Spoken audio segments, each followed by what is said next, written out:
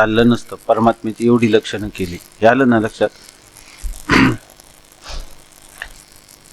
एवढं म्हणायलाच पाहिजे होतं ना दिगंबर महाराज. नुसतं आनंद म्हटलं असतं चाललं असतं का? आनंद सत्य म्हणायला पाहिजे, सत्य प्रकाश म्हणायला पाहिजे. पुंडलिक वरदा हरी विठ्ठल श्री ज्ञानदेव तुकाराम ज्ञानेश्वर महाराज की जय. जो आनंद सत्य प्रकाश विभो आणि आधार नामरूपास बुद्धी न जाणे आणि जाणेही त्यास तो अपार शुद्ध परमात्मा मी त्याचे. माझे अपार स्वरूप समुद्रावरती जणू तरंग ब्रह्मा विष्णू महेश गणपती सूर्यचंद्र वर्ण यमरविते देवे कुबेरही तैसेचे. जो सर्वज्ञानी दया घन मुनी हृदयी ज्याचे करीते ध्यान त्याचे बुद्धी उपाधी करुण मिथ्या भान.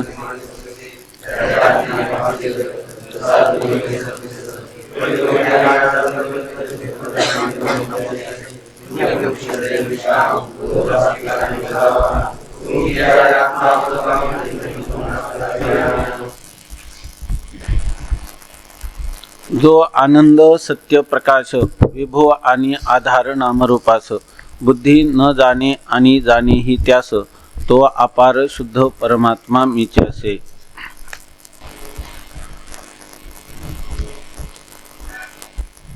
वस्तू निर्देश रूप मंगलाचरण करतात निश्चलदासजी. आणि हे मंगलाचरणाबरोबरच या ग्रंथाचा काय विषय आहे. आपण या ग्रंथामध्ये प्रारंभाने मंगलाचरण जेव्हा करतो तेव्हा असं ध्यानात येतं की या ग्रंथामध्ये विषय काय आहे. तर या ग्रंथामधला विषय आहे परमात्मा स्वरूपाचं वर्णन केलेलं, आत्मस्वरूपाचं वर्णन केलं आणि परमात्मा आणि आत्मा ह्या दोघांचं ऐक्य सांगितलं. हाच या ग्रंथाचा विषय आहे. म्हणजे या ग्रंथाकडे पाहताना आपण नेहमी जीव आणि ब्रह्म यांची एकता कशी आणि जीव आणि ब्रह्म यांच्यामध्ये भेद कसा नाही आणि अभेद कसा आहे याचं चिंतन चालणार. कोणताही जरी विषय चालला असला तरी आपल्याला जायचंय कुठं तर जीव ब्रह्मैक्य ज्ञान आणि त्याद्वारा जीवनमुक्त अवस्था प्राप्त करायची. आणि देहपातानंतर विदेह कैवल्य प्राप्त होतं. तेव्हा कैवल्य किंवा मोक्ष हे याचं प्रयोजन आहे. कशासाठी करायचं हे सर्व तर आपल्याला मुक्त होता यावं, या संसार बंधातून आपली मुक्तता व्हावी, जन्ममरण परंपरेतून आपली मुक्तता व्हावी किंवा आपल्याला निरतिशय आनंदाचा लाभ व्हावा, परमानंदाचा लाभ व्हावा आणि जीवनामध्ये दुःखाची आत्यंतिक निवृत्ती व्हावी. याला जीवनामध्ये दुःखाची आत्यंतिक निवृत्ती आणि परमानंदाची प्राप्ती यालाच मोक्ष असं म्हणतात.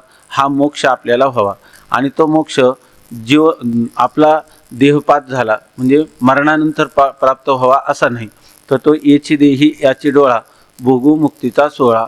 याच देहात आपल्याला ह्या जीवनमुक्तीचा सोहळा आनंद आपल्याला भोगता यावा अशा प्रकारची काही जी स्थिती म्हणजे त्याला स्वरूप स्थिती म्हणतात. तर ह्या स्वरूप स्थितीवर आरूढ करणारा असा हा ग्रंथ आहे. म्हणजे या ग्रंथाचा विषय असा आहे, या ग्रंथाचं प्रयोजन अत्यंत मोठं महान अशा प्रकारचं प्रयोजन आहे की ज्या प्रयोजनापेक्षा पुन्हा काही नाही. आता काम नाही झालो पाहि रिकामा किंवा याजसाठी केला होता अट्टाहास शेवटचा दिस गोड व्हावा आता निश्चिंतीने पावलं विसावा खुंटलिया हवा तृष्णेच्या काय कौतुक वाटे झालिया वेचाचे नाममंगळाचे तेने गुणे. तुका म्हणे मुक्ती परिणली नोवरी आता दिवस चारी खिळी मिळी.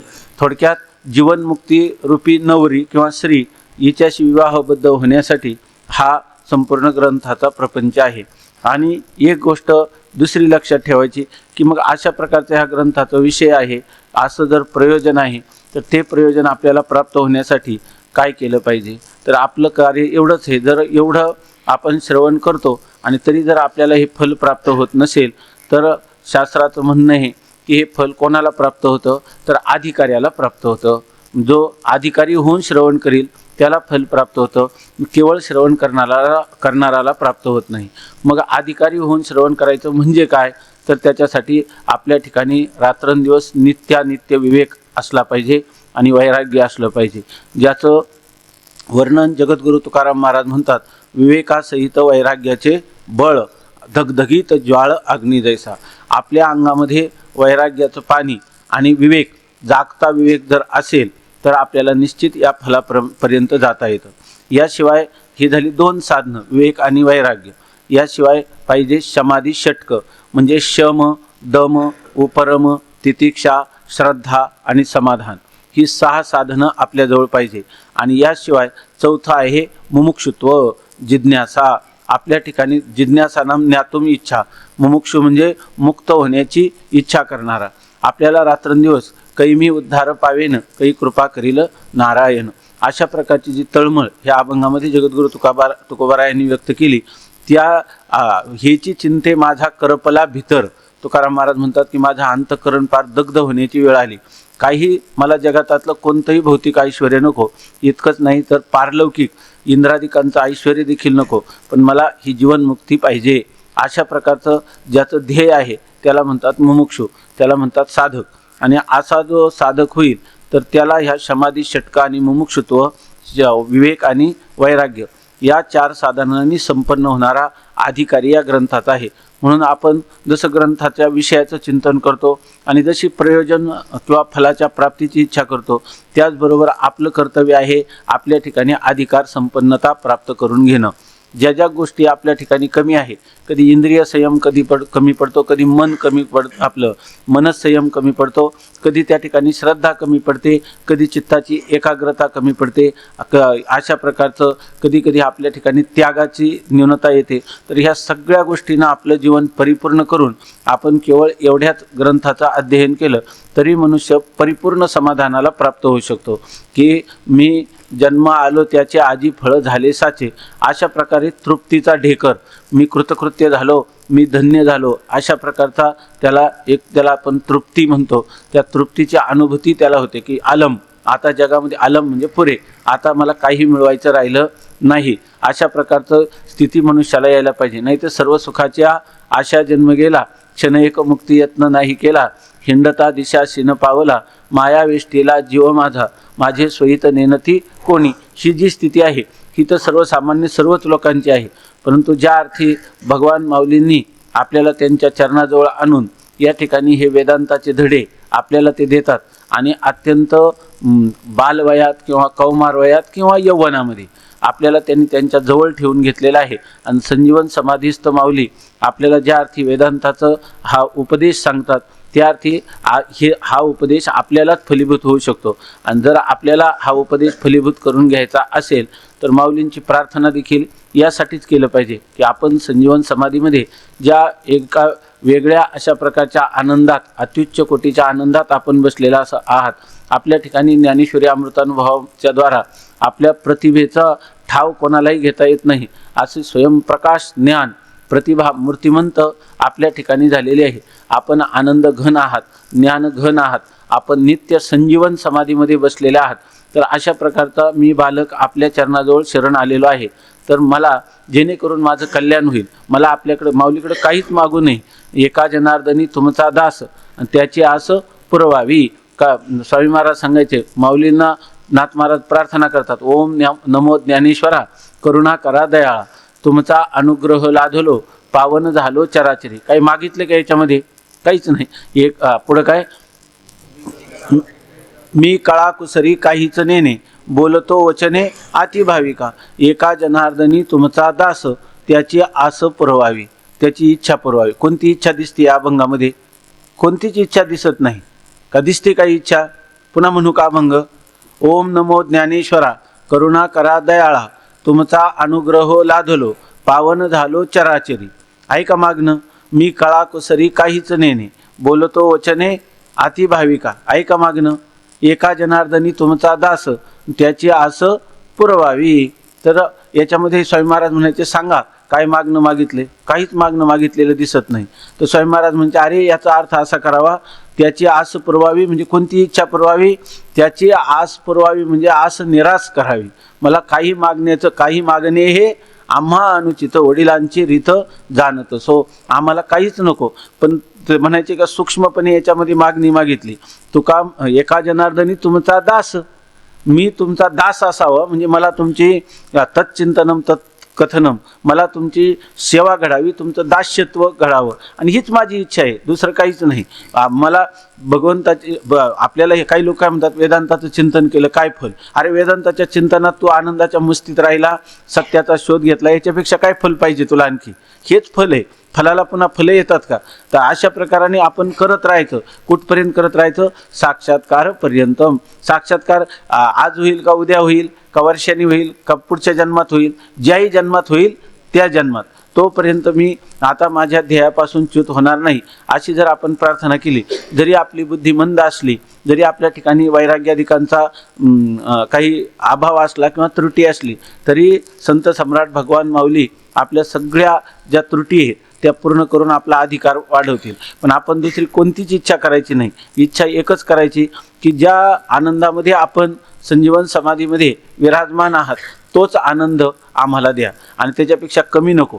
जितका आनंद आपण भोगता तितकाच आनंद आम्हाला द्या, आणि आपल्या स्वरूपाशी समरस करून घ्या. अशा प्रकारची जर आपण प्रार्थना केली अत्यंत कळवळ्याने, तर माऊली आपल्या आईला तरी लेकराचे हितव आहे माऊलीचे, चित्त आईशी कळवळ्याची जाती करी लाभावीन प्रीती. पण माऊलींना हित कशात हे कळतं, आणि हित करून देण्याचं सामर्थ्य पण आहे. फक्त लोहचुंबक जो आहे तो लोहचुंबक लोखंडाच्या कणांना आकर्षण करून घेतो, पण कुठं लोहचुंबक इथं आणि भिंतीजवळ लोखंड असलं तर त्याला आकर्षण करून घेईल का? नाही, त्याच्या प्रांतात तर आलं पाहिजे ना. तसं आपण माऊलींच्या संजीवन समाधीच्या लोहचुंबकाच्या प्रांतात आहे. आपण जरी या ठिकाणी आपल्याकडं काही कमी असलं तरी असं सांगतात की भगवान इतके दयाळू आहेत, माऊली इतके दयाळू आहेत. आपण एक पाऊल, डोंगरे महाराज सांगायचे, आपण एक पाऊल परमात्म्याच्या दिशेने चालला तर परमात्मा 59 पावलं आपल्या दिशेने चालून येतो. अशा रीतीनं आपण एकदम अंतरंग साधक म्हणून आणि अंतर्मुख होऊन आपल्या इंद्रियांच्या वृत्ती बाहेर जाण्यापेक्षा सगळ्या वृत्ती अंतर्मुख करून मी कोण आहे याचा शोध घेण्यासाठी आपण विचारसागर या ग्रंथाकडं फार त्या आदरपूर्वक त्याचा गौरव चित्तात स्थापन करून, त्यांनी लिहिलं ना, गौरव चित्ता फार वाटे, याचा अंतःकरणामध्ये महात्म्य वाटलं पाहिजे. म्हणजे आपल्याला ह्या ग्रंथाविषयीचा जो आदर आहे तो जर अंतःकरणामध्ये असेल तर हळूहळू आपोआप ज्ञानोबारायांच्या कृपेने आपल्याला जरी कधी समजायचं नाही की आम्हाला हा प्रवेशच होत नाही, असं काही नाही. त्यांनी सांगितलं की आता नाही कळला तर पुढच्या श्रवणात कळेल, त्याच्यात नाही कळला तर पुढच्या श्रवणात, करता करता एक दिवस निश्चित कळल्याशिवाय राहणार नाही. मग आपले हे केलेले श्रम कधीच व्यर्थ जाणार नाहीत. त्यासाठी स्वामी महाराज उदाहरण द्यायचे की तो दगड फोडणारा तो बेलदार असतो, तो दगड फोडतो, तर दगड कधी कधी त्याला 25 त्या ह्याचे घनाचे घाव तो त्याच्यावर घालतो, दगड जशाच्या तसा, आणि त्याचा 21व्या घावाला काय होतं, तो दगड फुटतो. मग त्याने 20 केलेले घाव फुकट गेले का? नाही, तर त्याचा उपयोग झाला का? केवळ 21व्या घावाने फुटला. तसं ज्या क्षणी आपल्याला ज्ञान होईल त्या क्षणी ज्ञान होतं, परंतु त्यासाठी आपण पूर्वीचे केलेले सगळे प्रयत्न एकवटून त्या ठिकाणी उपयोगाला येतात. म्हणून आपण हे श्रवण करताना, वेदांताचं श्रवण करताना आपल्याला मूळचे संस्कार पण कमी असतात. तुम्हाला आम्हाला सर्वांना आपल्याला घरी काही हे धडे दिले नाही. आपल्याला जप करावं, ध्यान करावं, हरिपाठ वाचावं, तीर्थयात्रा करावी, हे संस्कार आहे. परंतु या ठिकाणी असंग निर्विकार असणारा नित्य शुद्ध बुद्ध सच्चिदानंद घन आत्मा तो आहेस, जगत खोटा आहे, हे शरीराधिक मिथ्या आहेत, हा विचार आपल्याला घरी शिकवला नाही. एवढी मोठी कॉलेज शाळा पडली, त्या शाळेमध्ये कधी आपल्या ठिकाणी ब्रह्मसत्यम जगन मिथ्या कानावर गेलेलं नाही. मग अशा वेळेला आपण माऊलींच्या चरणाजवळ आल्यावर हे नवीनच प्रकार आपल्याला समोर येतो. तर त्यामुळे आपल्याला थोडा वेळ लागणार आहे.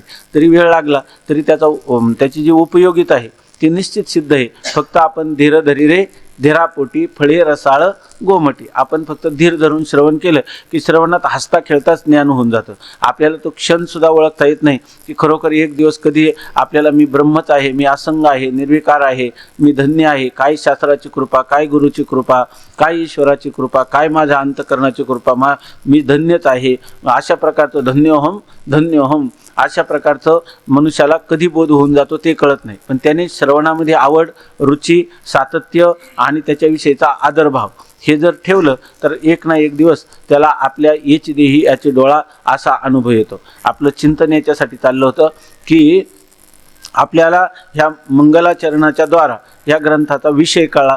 केवळ विषयही कळला तसं पाहिलं तर याचा अधिकाऱ्याचंही चिंतन झालं, त्याचा प्रयोजन फल काय आहे त्याचंही चिंतन झालं, आणि त्याचा संबंध कसा आहे तर फल आणि अधिकारी आणि फल यांचा संबंध आहे, किंवा या ग्रंथामध्ये प्रतिपाद्य आणि प्रतिपादक असा संबंध आहे. इथं या ठिकाणी जीव ब्रह्मैक्य ज्ञान हे काय आहे प्रतिपादनाचा विषय आहे, आणि हा ग्रंथ त्याचं काय करतो प्रतिपादन करतो. म्हणून प्रतिपाद्य आहे ब्रह्मचिंतन किंवा जीव ब्रह्मैक्य ज्ञान, आणि प्रतिपादक कोण आहे हा ग्रंथ आहे, असे याचे संबंध आहे. तर ह्या सगळ्या याच्यामध्ये याच्या अनुबंध चतुष्टय त्याला म्हणतात. आता सगळे येणारच आहे, तर ह्या सगळ्या गोष्टीचा आपण विचार केला पाहिजे. याच्यामध्ये जे घडतं जसं घडतं तेच दिलेलं आहे, फक्त शब्द वेगळे आहे ते आपल्या परिचयाचे नाही, तर थोडी त्याची परिभाषा कशाला म्हणतात अनियमे नियमकारिणी परिभाषा. काहीतरी एक नियम केला, ह्या आकड्याला 2 म्हणतात, हा नियम केला म्हणून आपल्याला पुढचं सगळं सोपं झालं ना. 2शी संबंधित व्यवहार, बे 2 4 बे 3 6 आपण म्हणायला आलो, बे म्हणजे 2 हा निश्चय केला ना. तसं कोणतीही गोष्ट आपल्याला कळण्यासाठी काहीतरी मानावं लागतं. आपण म्हणतो ना त्या याच्यामध्ये एखादं गणित सोडवताना तिथं एक्स लिहिलेलं असतं किंवा अ लिहिलेलं असतं, त्या अची किंमत काढतो, किंमत काढली की त्या अला फेकून देतो. त्याप्रमाणे हा सगळा शब्द प्रपंच ही एक परिभाषा आहे, हे म्हणजे काही सर्वस्व नाही. याच्यातून आपल्याला गणितासाठी मानलेले शब्द आहे, तिथं जसा अ ब मानला तसं या ठिकाणी या शब्दाने आपल्याला एक शब्दाचा अर्थ वस्तू दाखवून दिली, आणि दाखवता आपल्याला त्या वस्तूशी एकरूप करून टाकलं. आता काही दुसरे हे जे शब्द आहे ते शब्द टर्पलासारखे, आणि टर्पला शेंगादाणं आतमध्ये सुरक्षित असतो आणि वर टर्पल असतं, पण टर्पलामुळं सुरक्षित असतो. तसं शास्त्रकारांनी हे शब्दाची टरफले म्हणून माऊली म्हणतात ना, आहाच बोलाची वालिप फेडीजे मग ब्रह्माची आज अंगा घडीजे. बोलात म्हणजे शब्द हे वालिप म्हणजे टर्फल आहे, आणि शब्द आहाच बोलाची वालिप फेडीजे, आणि मग त्याच्या आतमध्ये असणारं जे ब्रह्म त्या शब्दाचा जो अर्थ आहे त्या अर्थाचं आपल्याला ज्ञान झालं पाहिजे. आणि नुसतं अर्थाचं ज्ञान होऊ नये नाही, तर तो अर्थ कोण आहे मीच आहे, म्हणजे अर्थरूपता आपल्याला प्राप्त झाली पाहिजे. त्यांनी सांगितलं काय लवण नोहे सारिता निराळे लवण मिळविता जळे. पाणी काय केलं आपलं मिठाची बाहुली, आणि ते पाणी किती खोल आहे, समुद्र किती खोल आहे हे पाण्यासाठी गेली, आणि तिला शोध काय लागला तर ती राहिलीच नाही, ती काय झाली समुद्र रूप होऊन गेली, जलरूप होऊन गेली. त्याप्रमाणे आपली जी बुद्धी आहे, आपण जे केलेले शब्द आहे, आधार घेतलेले शब्द आहेत, हे जेव्हा सत्याचा म्हणजे सत्य काय आहे, त्रिकाला बाधित कोणती वस्तू आहे, मी कोण आहे, माझं नेमकं स्वरूप, मी मरणारा जन्मणारा आहे का मी सुखी दुःखी आहे, की मी काही कर्म करणारा आहे, की कर्माचं फलाचा भोगता आहे, की त्याच्याहून मी वेगळाच आहे, मी हे स्थूल शरीर आहे की मी सूक्ष्म शरीर मन बुद्धी आहे, की त्याचं कारण असणारं मी अज्ञान आहे की मी त्याच्याहून वेगळाच आहे. अशा प्रकारचा विचार करता करता असं होतं की ते बुद्धी, ते शब्द, हे जगत सगळंच्या सगळं त्या ब्रह्मस्वरूपाच्या ठिकाणी लीन होऊन जातं, बाधित होतं, वेगळं राहत नाही. त्या ऐशे हरिदास काय ऐशे हरिनामी रंग ऐशे काय हरिदास हरिनामी रंगले हरीची होनी ठेले एकाएकी. हरिदास हरीच्या नामात इतके रंगले. नाम म्हणजे हे शब्द आहे. आप कोणी म्हणत की आज माझा जप राहिला, हे शब्द हा सुद्धा काय एक विचार सागरातला ज्ञानेश्वरीतला शब्द हा सुद्धा जपच आहे प्रत्येक, अशी आपली भावना, त्याला शास्त्र प्रामाण्य. त्यामुळे आपण जरी हा शब्द प्रपंच करत असलो तर हा सगळा जपच आहे असं समजून आपण जेव्हा करू त्यावेळेला हरीचं होणी ठेले एकाएकी, आपण परमात्मा स्वरूपाचे एकरूपच होऊन जाऊ. किंबहुना त्याच्यासाठीच हा सगळ्या ग्रंथाचा प्रपंच आहे. असो, या ठिकाणी आपलं हे जे मंगलाचरण आहे त्याचा विचार चालू आहे. जर आता आपण थोडं सावध झाले, एकाग्र झाले तर आपण आज हे मंगलाचरण संपू, नाही तर मग राहिलेला भाग उद्या घेऊ. तर आता कुठपर्यंत आलो आपण? जो आनंद, सावध आहे ना सगळे? जो आनंद सत्य प्रकाश विभू आणि आधार नामरूपास बुद्धी न जाणे आणि जाणेही त्यास तो अपार शुद्ध परमात्मा मीचे असे. पहा, जो शब्दाने परोक्ष सांगितलं आहे की नाही, आणि हे जे वर्णन आहे ना आनंद, हे कशावरून कळलं आपल्याला? कशावरून? जो नाम परमात्मा तो आनंद रूप आहे, कशावरून कळलं आपल्याला? परमात्म्याचं प्रत्यक्ष आहे का? त्याचा आनंद रूप आहे याचं तरी प्रत्यक्ष आहे का? नाही. हे आपण कशाने कळून घेतलं? अशी श्रद्धा ठेवली, परमात्मा आनंद रूप आहे, प्रकाश रूप आहे, तो नित्य आहे की नाही, सत्य आहे, हे आपण कशावरून कळलं? श्रद्धा ठेवून. आणि श्रद्धा कोणावर ठेवली? गौतम बुद्धावर. हां, आहे की नाही? श्रद्धा कोणावर ठेवली? श्रुती, आहे की नाही? आहितापासून काढिती हित देऊनी वाढविती, नाही श्रुती परवती माऊली जगा. आणि त्या श्रुतीवर किती विश्वास ठेवला? पूर्णपणे विश्वास ठेवला, आहे की नाही? श्रुती काय? तस्मात शास्त्रम प्रमाणन्ते कार्य व्यवस्थित हो. शास्त्र म्हणेल ते सांडावे, राज्य ही तृण म्हणावे, जे म्हणतले जे घे म्हणतल्या न म्हणावे विषय ही विरुद्ध. अशा प्रकारचे इतकी त्या शास्त्रावर आपण नितांत श्रद्धा ठेवून जो परमात्मा आपल्याला कधी दिसला नाही, कधी भेटला नाही, त्या परमात्म्याचा आनंद स्वरूपता मानली. का? तर श्रुती सांगते म्हणून. श्रुती सांगते त्याच्याविषयी आपला विश्वास किती टक्के आहे? 101% आहे की नाही? 100 सुद्धा नाही, की श्रुती म्हणेल त्याप्रमाणे करायचं. 100% तरी आहेत, आहे की नाही? की या इतका विश्वास ठेवला. का हो? श्रुतीवचन आहे, परमात्मा आनंद रूप आहे. कशावरून? श्रुती म्हणते सत्यम ज्ञानम अनंतम ब्रह्म. श्रुती म्हणते आनंदादेव खल्विमानी भूतानी जायन्ते. आनंदापासूनच हे सगळे प्राणी मात्र उत्पन्न होतात, आनंदातच स्थित आहेत, आनंदातच विलीन होतात. म्हणजे ज्याचा अर्थ परमात्मा कोण आहे? आनंद स्वरूप आहे. तो परमात्मा त्रिकाला बाधित आहे, नाही घडविला नाही बैसविला. परमात्मा स्वयंभू आहे, ऐक नाही, तो स्वतःच आहे, नित्य आहे. असं आपण त्याचं स्वरूप जे आहे तो परमात्मा सगळ्या जगताचं प्रकाशन करतो. त्या परमात्म्याला एकाच, तो सर्वज्ञ आहे, तो सर्व शक्तिमान आहे. हे कुठून कळलं आपल्याला? श्रुतीच्या द्वारा कळलं परमात्म्याचं रूप, आहे की नाही? आणि तो परमात्मा व्यापक आहे. मी नसे ऐसा कवन ठाव असे. परमात्मा नाही असा कोणता ठिकाण आहे? विठ्ठल जळी स्थळी भरला. हे आपल्याला संतांच्या वचनावरून, श्रुती वचनावरून सगळ्यांना सगळ्या गोष्टी ह्या आपल्या लक्षात आल्या, आहे की नाही? सगळ्या जगताचं जी नामरूप आहे ती नामरूप सुद्धा काय आहे? परमात्म्यापासून आहे. अवघाचे आकार ग्रासीला काळे एकची निराळे हरीचे नाम.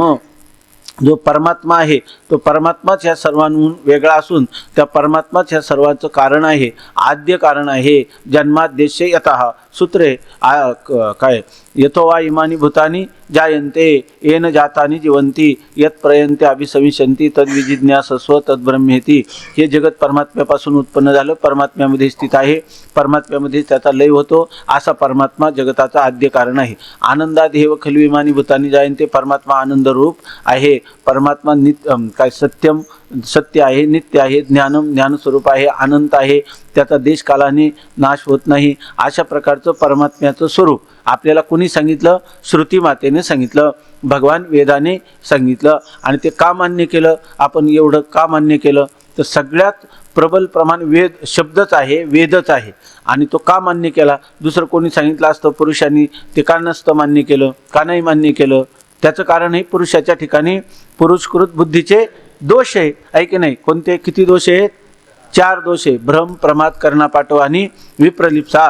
ते वेदाच्या ठिकाणी मुळीच नाही. पुन्हा वेद जो आहे तो कोणी निर्माण केलेला नाही, त्यामुळे त्याच्या ठिकाणी पुरुषकृत बुद्धीचे दोष नाही. म्हणून आम्ही त्या वेदालाच स्वीकार केलं आणि त्याच्याद्वारा आम्ही हे चिंतन केलं की परमात्मा जो आनंद, सत्य, प्रकाश, विभो आणि आधार नामरूपास, बुद्धी न जाणे आणि जाणेही त्यास.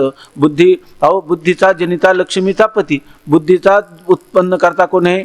लक्ष्मीपती भगवान. आणि त्या भगवानाला बुद्धी कशी जाणील? कार्य कधी कारणाला पूर्णत्वाने जाणील का? नाही. म्हणून या ठिकाणी कार्य जर कारणाला जाणू शकत नाही तर कार्य आणि कारण दोन्ही मिथ्या आहेत. त्याचं अधिष्ठान त्याच्याहून अतीतच आहे. मग त्या अधिष्ठानाला ती बुद्धी जाणील का? जाणणारच नाही, आहे की नाही?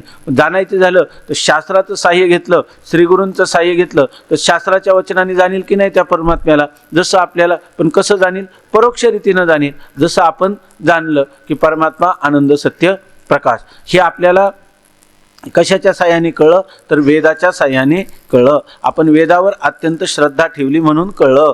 किंवा तद्विधी प्रणिपातेन परिप्रश्नेन सेवया उपदेक्षन्ति ते ज्ञानम ज्ञानिनस तत्वदर्शिनः. आपण श्रीगुरूंची केलेली सेवा, त्यांना केलेला दंडवत, शास्त्राचं त्यांच्या साह्याने केलेलं चिंतन, संतांचे संगती, मनोमार्गगती, आकळावा श्रीपती येणे पंथे. तर हा परमात्मा आपल्याला जो कळला तो कशा रीतीनं कळला? परोक्ष रीतीनं कळला.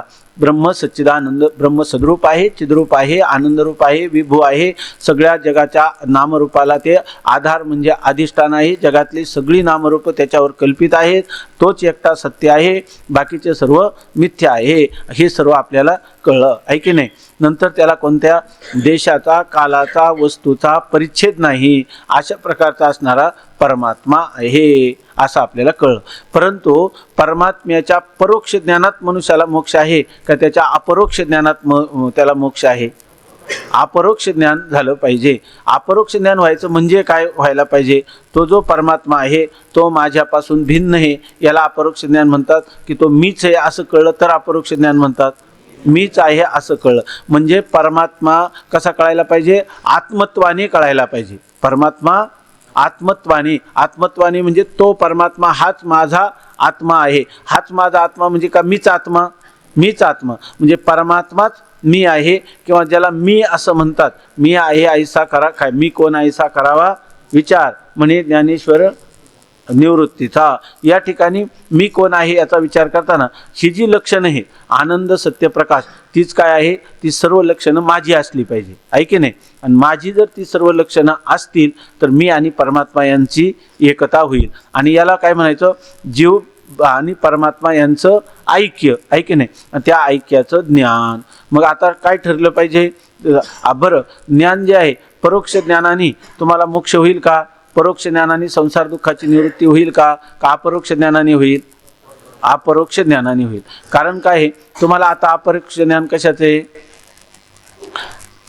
मी कोण आहे? मी देह आहे की नाही. मी कर्ता भोगता आहे याचं तुम्हाला प्रत्यक्ष ज्ञान आहे की नाही. हे खरं, हे ज्ञान खरं आहे का झालेला भ्रम आहे? भ्रम आहे. पण हा भ्रम तुम्हाला परोक्ष आहे का अपरोक्ष आहे? अपरोक्ष आहे. मी का हो तुम्ही म्हणजे कोण? काय विचारता मी कोण? हा म्हणजे 3.5 हाताचा देह. याच्यात काय विचारायचं? इतकं आपलं पक्क झालंय आहे की नाही. आपला भ्रम इतका पक्का झालाय तर त्याला आपण मी म्हणजे देह काय देहाते म्हणे मी, आणि पुत्रदारा धन माझे, घर माझे, आणि पुढे काय? परी हे काळाचे खाजे ऐसे नेन तू गेला. माझे म्हणतो, तुझं हे तर काळाचं खाद्य आहे का नाही? हे नाही की नाही. परंतु हे नेन तू गेला हे जाणतच नाही, फुकटच आयुष्य घालवतो. खुशाल माझं म्हणतो आहे की नाही. जे माझं नाही त्याला माझं म्हणतो, जे मी नाही त्याला मी असं म्हणतो. हा अपरोक्ष भ्रम आहे. हा भ्रम कशामुळे झाला हो? आता आपण चिंतन केलेलं आहे. हा अपरोक्ष भ्रम कशामुळे झाला? तर ह्या मी देह असं का म्हटला आहे की नाही. देह म्हणजे मी असं का म्हटला? तर मी म्हणजे आत्मा हे कळलं नाही आहे की नाही. कळलं नाही म्हणजे काहीच कळलं नाही. काय हे सामान्य रूपाने कळलं. कायेलाच आत्मा म्हणतात. सत्य म्हणजे त्रिकालाबाधित आहेच की नाही. मी देह आहे आणि मी आत्मा आहेच काय आहे? आत्मा आहे. परंतु हे कळलं नाही. मग त्याच्या ठिकाणी सामान्य ज्ञान आहे, पण मी म्हणजे सच्चिदानंद रूप आत्मा असं विशेष ज्ञान आहे का? नाही. मग त्याला काय झालं? कशामुळं त्याला या मी देह वाटलं? तर आत्म्याचं अज्ञान. आणि कोणत्या आत्म्याचं अज्ञान? आत्म्याचं अज्ञान म्हणजे विशेष रूपाने अज्ञान. आणि त्या आत्म्याचं विशेष रूपाने असणारं अज्ञान जायचं असेल तर काय करावं लागेल? आत्म्याचं विशेष रूपाने ज्ञान करून घ्यावं लागेल. म्हणजे मी जे आहे हे अज्ञान किंवा हा भ्रम निवृत्त होईल आहे की नाही. त्यासाठी आपण काय सिद्धांत केला होता? जे ज्याच्या अज्ञानाने भासतं ते त्याच्या ज्ञानाने निवृत्त होतं. आत्म्याच्या अज्ञानामुळं देह भासतो, तो आत्म्याच्या ज्ञानाने निवृत्त होईल. मग आपल्याला कोणतं ज्ञान करून घेतलं पाहिजे? आत्म्याचं ज्ञान करून घेतलं पाहिजे. ते कोणतं ज्ञान? विशेष ज्ञान. त्यालाच काय म्हणायचं? अपरोक्ष ज्ञान. आपल्याला मी देह आहे हा अपरोक्ष भ्रम आहे. त्या अपरोक्ष भ्रमाची निवृत्ती कशाने होईल? मी ब्रह्म आहे या अपरोक्ष ज्ञानाने त्याची निवृत्ती होईल. आणि मग त्यासाठी कोणतं ज्ञान संपादन केलं पाहिजे? अपरोक्ष ज्ञान. अपरोक्ष ज्ञान म्हणजे तेच मी आणि मीच ते. अहम सहा, सहा अहम, सोहम, अहम सहा आहे की नाही. याला सोहम चिंतन म्हणतात. म्हणजे तो ते ब्रह्म मीच आहे आणि ब्रह्म मीच ते ब्रह्म आहे. अशा प्रकारे ब्रह्म आणि मी दोन नाही, तो आणि मी नाही दुजा, ज्ञानदेव आत्मा माझा. अशा प्रकाराने आपल्याला चिंतन झालं पाहिजे. तेव्हा आता चिंतन याच्यासाठी चाललं की अशा प्रकारच्या परमात्म्याचं शास्त्रांच्या श्रीगुरूंच्या द्वारा आपल्याला परोक्ष ज्ञान झालेलं आहे. आता त्याचं पर्यवसान, त्याची परिसमाप्ती कशामध्ये झाली पाहिजे? अपरोक्ष ज्ञानामध्ये झाली पाहिजे. अपरोक्ष ज्ञान म्हणजे तो परमात्मा मीच आहे असं दृढ अपरोक्ष ज्ञान झालं पाहिजे. ते अपरोक्ष ज्ञान झालं. अपरोक्ष ज्ञान म्हणजे काय, डोळ्यांनी घटासारखा दिसण्याचा तो विषय आहे का? अपरोक्ष ज्ञानाची खूण आहे त्या ज्ञानाविषयी आपल्या अंतःकरणात कोणताही संशय असता कामा नये आणि आपल्याला कधीही विपरीत भावना होता, मी दे आहे अशी विपरीत भावना होऊ नये आणि त्याच्याविषयी संशय येऊ नये. पुन्हा लक्षात घ्या की ज्ञान म्हणजे काय, तर संशय, स्वामी महाराज सांगायचे, संशय विपर्यय राहित्य याला म्हणतात ज्ञान. म्हणजे त्या ज्ञानामध्ये संशय नाही आणि विपरीत भावनाही नाही. आपल्याला कधीतरी वाटतं का मी पुरुष आहे का स्त्री आहे कोणास ठाऊक, कधीच आपल्याला वाटत नाही. बरं, मी स्त्री आहे असंही आपल्याला कधी भ्रम होत नाही. आणि तसं मी पुरुष आहे असं आपल्याला वारंवार चिंतन करावं लागतं का? नाही. आपला निश्चय झालेला आहे. काय निश्चय झालेला आहे की मी स्त्री नाही तर स्त्री नाही हे तरी काय चिंतन करायचं, आणि मी पुरुष आहेच तर त्याचं काय चिंतन करायचं. हा आपला निश्चय आहे का नाही? हा निश्चय करावा लागतो का निश्चया वाचून निश्चय? हा निश्चय न करता निश्चय म्हणजे याच्यामध्ये आपल्याला संशयच नाही आणि आपल्याला कधी विपरीत भावनाही होत नाही. त्याप्रमाणे मी ब्रह्म आहे आपल्याला ज्ञान झालं की नाही. स्वामी महाराज विनोदाने गोष्ट सांगायची, असं ज्ञान झालं की त्या माणसाचा संशय नसतो आणि विपर्ययही पूर्णपणे निघून जातो. तर त्यांनी सांगितलं की ही जी गोष्ट आहे ही गोष्ट काही कोणी सांगावी लागत नाही, आपोआपच त्या मनुष्याचा, त्याला काय म्हणतात, संदेहाच्या फिटल्या गाठी आणि झालो पोटी शीतळ, त्याला कोणताही संशय येत नाही. हे कोणी सांगावं लागत नाही, ह्या गोष्टी आपोआप घडतात. याच्यासाठी फक्त आपण साधनावर नित्य आरूढ राहिलं पाहिजे आणि आपला ध्येय असला पाहिजे. तर त्यासाठी स्वामी महाराज विनोदानी गोष्ट सांगायचे की एक मुलगी आपल्या माहेरी प्रसूतीसाठी आली आणि तिनं सांगितलं की आई मला तो रात्रीचं झोपेतून उठव, कारण का जर मी झोपेतच बाळंत झाले, जर झोपेत तर मला कळणार नाही, म्हणून तू मला रात्री उठव. आईनं सांगितलं तू काहीच काळजी करण्याची गरज नाही, ज्या वेळेला तुला प्रसूतीच्या वेदना होतील त्यावेळेला तूच आम्हाला उठवशील. अशी स्थिती. तसं ज्या वेळेला मनुष्याला हे ज्ञान होतं त्या ज्ञानासाठी दुसरं कोणाचं कोणतंही साह्य घ्यावं लागत नाही. ते ज्ञानच असे की चिदानंद रूप शिवोहम, त्या घनानंद स्वरूप असणारा आत्मा तोच मी असून परमात्मा आणि आत्मा यांचा अखंड एक रस ऐक्य आहे अशी त्याचा निश्चय होतो. तर निश्चय, काही लोक म्हणतात की निश्चय झाला पाहिजे. निश्चय कसा झाला, काय निश्चय करतो याचा अर्थ कुठंतरी अनिश्चय आहे, ऐके नाही. निश्चय कसा असला पाहिजे, निश्चया वाचून निश्चय काय करायचा, मी ब्रह्म आहेच त्याचा काही निश्चय करायचा, आणि देह मी नाहीच आहे तर देह नाही मी असा तरी काही निश्चय करायचा. तो म्हणून तुकाराम महाराज म्हणतात, हाची निश्चय माझा परी मी निश्चयाहुनी दुजा, सरते कर्तृत्व माझ्याने परी मी त्याहुनी असे भिन्न. बघा संत वाङ्मयामध्ये तुकोबारायांनी सगळं वेदांताचं चिंतन केलं तरी जी नजर येणार नाही ती नजर तुकोबारायांनी तुम्हाला आम्हाला दिली. म्हणून हे ग्रंथ आहे ना, ह्या ग्रंथाच्या खूप मोठं पुढचं आपलं संत वाङ्मय. पण आपल्याला हे प्राथमिकच संत वाङ्मयात काय आहे तर हे आपल्याला जर कळलं नाही तर आपल्या संतांचं ऐश्वर्य काय आहे, ज्ञानोबारायांचं काय ऐश्वर्य आहे, सगळे भाष्य वगैरे संस्कृत शिकून सगळ्या टीका पाहिल्या की मग आपल्याला वाटतं की ज्ञानेश्वरी मस्तकावर घेऊन आपण नाचावं, ती छातीशी कवटाळावी. असं केवढं मोठं धन आपल्याला संतांनी दिलेलं आहे. हे जे शिकायचं विचारसागरासाठी शिकायचं नाही, मोक्ष होण्यासाठी सुद्धा शिकायचं नाही, कारण मुक्त हे आपलं काय, मुक्ती हे आपलं स्वरूपच आहे. शिकायचं कशासाठी, गाथेचा आनंद घेता यावा, ज्ञानेश्वरीचं चिंतन करता यावं. संत वाङ्मयामध्ये जो आनंद आहे आपल्याला, आनंद ज्याला काय म्हणतो आनंदाचा भोग, जीवनमुक्तीचं विलक्षण सुख, ते जर भोगायचं असेल तर त्याला गाथा पारायण, एकनाथी भागवत पारायण, ज्ञानेश्वरी पारायण, अमृतानुभव, सगळ्या संतांचे गाथे, हरिपाठ, याच्यातून आपल्याला हा आनंद घेता येतो. परंतु हे कळलं तर पाहिजे ना. आपण दररोज म्हणतो काय त्रिगुण आसार निर्गुण हे सार विचार हरिपाठ, पण आपल्याला ह्या गोष्टी कळल्या पाहिजे. स्वामी महाराज म्हणायचे की सगुण निर्गुण गुणाचे अगुण हरिविन मन व्यर्थ जाय. तो स्वामी महाराज म्हणते सांगा अर्थ. अरे साधं या ठिकाणी थांबून म्हटलं, स्वामी महाराज म्हणायचे सगुण निर्गुण गुणाचे आणि अगुण हरिविन मन व्यर्थ जाय, असं आहे त्याचा अर्थ म्हणायचे. सगुण तरी गुणच आहे आणि निर्गुण तरी गुणच आहे. आपला आत्मा कसा आहे, अगुण आहे, आहे की नाही, आणि तो हरी कसा आहे, खरा अगुण हरी आहे की नाही. आणि त्याच्या वाचून तुम्ही काही केलं तरी सगळं काय आहे, व्यर्थ आहे असं सांगा. तर हे जे चिंतन आहे तर सगुण काय, निर्गुण काय, सगुण निर्गुणाचं ऐक्य कसं, ह्या सगळ्या गोष्टी आपल्याला वेदांताचं चिंतन केल्याशिवाय प्राप्त होत नाही, म्हणजे आपल्या बुद्धीवर आरूढ होत नाही. आणि मग आपल्याला किती एखादा मनुष्य पोहायला शिकला मग तरी तो प्रसंगी पुरातही सापडला किंवा चांगल्या सरोवरातही असला, समुद्रामध्ये बोटीचा जहाजाचा अपघात झाला तरी तो हातपाय हलून तीराला येतो. तसं आपल्याला जगातलं कोणतंही वाङ्मय जरी आपल्या समोर आलं त्याचं चिंतन करण्यासाठी वेदांताचं चिंतन हे आपलं पोहण आहे, हे आपलं पोहण्याचं शिकणं आहे. तर त्याप्रमाणे आपण जर ह्या सगळ्या प्रक्रिया ज्ञात करून घेतल्या तर आपल्याला कुठेही जिथं, जसं स्वामी महाराज सांगायचे, मांजर कुठूनही जरी पडलं तरी ते कसं पडतं, 4 पायावरच पडतं. तसं ज्या मनुष्याला एकदा वेदांत शिकला त्याला व्यवहारातले फार बिधी गाणी ऐकली तरी त्याच्यात वेदांत दिसतो, काव्य त्याच्यातही वेदांत, नाटक पाहायला गेला तरी त्याच्यामध्ये त्याला वेदांतच दिसतो. आणि अशा प्रकाराने सगळीकडं आपल्याला ही जी काही वेदांताची नजर, वेदांताची दृष्टी घेऊन जर आपण गेलो तर आपला सगळा व्यवहार निरामय, अनामय म्हणजे निर्दुष्ट अशा स्वरूपाचा होतो. आणि त्याच्या ठिकाणी आपल्याला जिकडे पावे तिकडे बाई श्रीहरी वाचुनी दुजे नाही, काहा पगडागरू देखे आनेरा, देखा तो सब ओहीने घेरा.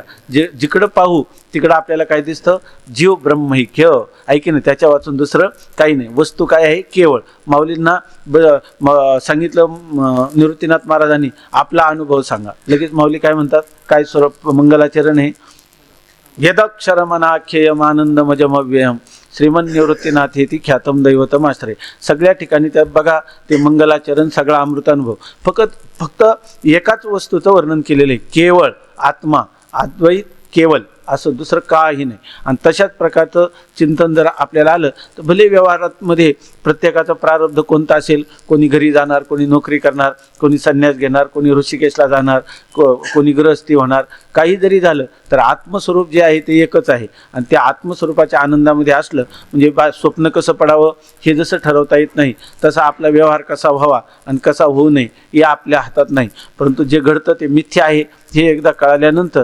संन्यासाची तीच किंमत, ब्रह्मचार्याची तीच, गृहस्थाची ती, वानप्रस्थाची तीच, का सगळ्यांची एकच. सगळ्या स्थावर जंगम जड चेतन सगळे काय आहे, सगळे परमात्म रूपच आहे. सर्वम यद अयम आत्मा, जे काही दिसतं ते सगळं आत्मरूप आहे. अशा प्रकारचं जे बोध आहे, अशा प्रकारचं जे ज्ञान आणि त्या ज्ञानाचं फल, हे फल प्राप्त करण्यासाठी या ग्रंथाची प्रवृत्ती आहे. आणि नेमकं असं आहे की अशा प्रकारे कितीही शास्त्र आता चिंतन केलं आणि परमात्मा असा आहे, परमात्मा तसा आहे, हे केल्याने आपल्या पदरात काय नाही, परमात्मा तसा आहे, परमात्मा असंग आहे पण तू नाही की नाही, परमात्मा निर्विकार आहे पण तू, परमात्मा ज्ञानरूप आहे पण तू हात कपाळाला लावून बैसे, आणि परमात्मा अमर आहे आणि तू मरका. काय उपयोग आहे, आपलं काय त्याच्याशी संबंध आहे. तर जसा परमात्मा तसाच मी, तुझं माझं नाही भेद. आपण परमात्म्याशी भांडलं पाहिजे. जनाबाई परमात्म्याशी प्रेम कलह करते, जनाबाई परमात्म्याला इतक्या तुझी रानरणकी झाली असं म्हणते, काय जन्म सावित्री चुडाली आली, अरे अरे विठ्या मूळ मायेच्या कारट्या असं म्हणते. आता जनाबाईचा किती देवाला राग यावा. तर देव म्हणतो, जणी तू असं कसं काय म्हणते, मी तुझ्या गौऱ्या थापत नाही का, तुझ्या ओवा काढीत नाही का, तुला दळू लागत नाही का. म्हणजे का तर तिनं असं जाणलेलं आहे का तू आणि मी वेगळा नाही, तुझं माझं नाही भेद. मग तू कसा म्हणतो मी भक्त तू देव आयसे करी नको. अरे मी विनोदाने म्हणतो, केला सहज विनोद आहे की नाही. आता पती पत्नींचं जर स्वामी महाराज सांगायचे, पती पत्नीच्या संसारात का पती आणि पत्नी यांच्यात भेद आहे म्हणून आनंद असतो का अभेद आहे म्हणून आनंद असतो? अभेद आहे म्हणून आनंद असतो, अभेदाशिवाय आनंद नाहीच आहे. पण ते 2 असतात म्हणून आनंद असतो का एक आहे म्हणून आनंद आहे?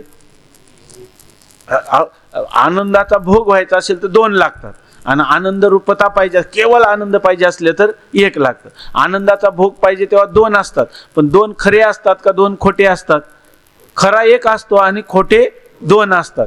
ते त्यांच्या कल्पनेत, म्हणून त्याला काय म्हणतात, वास्तव अभेद आणि कल्पित भेद. आपले मित्र सुद्धा जर खरा, आपल्याला नुसतं एक समोरून मनुष्य आला आणि त्याचा धक्का लागला तर आपण काय म्हणतो, त्याला काय म्हणतो, दिसत नाही का, चालता येत नाही का नीट, ऐके नाही का, तो वेगळा, काय संबंध आहे त्याचा, असं आपल्याला वाटतं. आणि त्याने आपल्या अंगाला तो स्पर्श करून गेला असं म्हणतो. आणि आज थोडा पुढे गेलं, पाठीमागून मित्र आला आणि जोरात थापड मारली. थापड मारल्यावर इतक्या रागाने मागं पाहिजे, अरे तू आहे का, लगेच गळ्यात हात, ऐके नाही का, तर त्याच्यामध्ये आपला मित्र ऐके नाही. अभेदात काय मनुष्याला काही वाटत नाही. म्हणून एक दिवस सांगितलं होतं ना, we are friends with two bodies but one heart. आपण दोघे मित्र काय आहे, आपली शरीर दोन पण आपलं मन काय आहे एक. आणि हे मन तरी कुठं एक म्हणायला असतात, मन कुठं एक आहे का म्हणायचं आपलं साहित्यिक भाषेत. आत्मा मात्र खरा एक आहे, ऐक नाही. आणि त्या आत्म्याचं जेव्हा आपल्याला एकत्वाने ज्ञान होतं तेव्हा आपल्या व्यवहारात काय आहे, आनंदाचे डोही आनंद तरंग, आनंदाचे अंग आनंदाची. पण हे कधी होईल, जर त्या आत्म्याचं अहो माना, श्रद्धा ठेवा, तो परमात्मा म्हणजेच मी, आणि करा ध्यान, परमात्माच मी आणि मीच परमात्मा. असं ध्यान करायचं का आपल्याला खरं कळलं पाहिजे, खरं कळलं पाहिजे. अपरोक्ष नाही, ध्यान म्हणजे भावना करायची, श्रद्धा करायची, एक आसनावर बसायचं, डोळे झाकायचे आणि म्हणा सोहम अहमचा. असे बरेच संप्रदाय याच्यामध्ये. असं म्हणून काय, त्याच्या ठिकाणी तोंडाने कोणी नामस्मरण करतं तसं सोहम असं म्हणतो. हे करणं वाईट आहे, अशातला भाग नाही. पण आम्हाला या ठिकाणी तळ हाताचा आवळा जसा आहे तसा स्पष्ट दिसतो की नाही, तळ हातावरचा आवळा फिरवला तर सगळ्या अंगाने ज्ञान होतं की नाही. माऊली म्हणतात हे असं नाही, आम्ही तुम्हाला प्रत्यक्ष ज्ञान करून देऊ. तळ हातावरील वाटोळा डोलत दाविजे आवळा, तैसे ज्ञान आम्ही डोळात दाविले तुझं. आम्ही तुम्हाला प्रत्यक्ष त्याचं ज्ञान करून देऊ. प्रत्यक्ष करून देऊ म्हणजे काय, त्याच्यामध्ये आता तुम्हाला कोणता संशय राहणार नाही, कोणत्या प्रकारची विपरीत भावना होणार नाही, अशा प्रकारचं ज्ञान करून देऊ. त्या ज्ञानामध्ये तुम्ही असं म्हणाल की तो अपार शुद्ध परमात्मा मीच असे. आता आपलं चिंतन रामकृष्ण आहे, तो मीच असे, तो परमात्मा मीच आहे असं म्हटलं तर त्याचं पर्यवसान कशात होईल, अपरोक्ष ज्ञानात होईल. आता ही एवढी दिलेली विशेषणं माझ्या ठिकाणी लागली पाहिजे. जो आनंद सत्य प्रकाश, मी आनंद स्वरूप कसा आहे, सत्य कसा आहे, प्रकाश रूप कसा आहे, हे सगळं आपल्याला चांगल्या प्रकाराने ज्ञात झालं. आता बराच वेळ झाला, सगळं काही पूर्ण होणार नाही. उद्याच्या याच्यामध्ये पाठामध्ये आपण हा विषय पूर्ण करू. उद्या सकाळी थोडं लवकर या, 5 मिनिट अगोदर, म्हणजे आपला सगळा विषय पूर्ण करू. आणि हे जो परमात्म्याचे लक्षण आहे ते आपल्या स्वरूपाच्या ठिकाणी कसे, आणि दोन्हींचं ऐक्य सहज आहे, ते सिद्ध ऐक्य आहेच आहे. खरं हे आपल्याला ऐक्य करायचं आहे का आपल्याला भेदाचा भ्रम झाला आहे, भेदाचा भ्रम झाला का ऐक्य सहजच आहे, ऐक ना. शेवाळा गेलं की पाणी आहेच आहे. तर मग आपल्याला ऐक्य करायचं आहे का भेदाचा भ्रम घालवायचा. बरं, आपल्याला अशी घाई नाही का आजच गेला पाहिजे, आहे की नाही. कधी उद्याच्या पाठात गेला तरी चालेल, त्यामुळे आपण उद्याच घेऊ. पुंडलिक वरदा हरी विठ्ठल श्री ज्ञानदेव तुकाराम ज्ञानेश्वर महाराज की जय.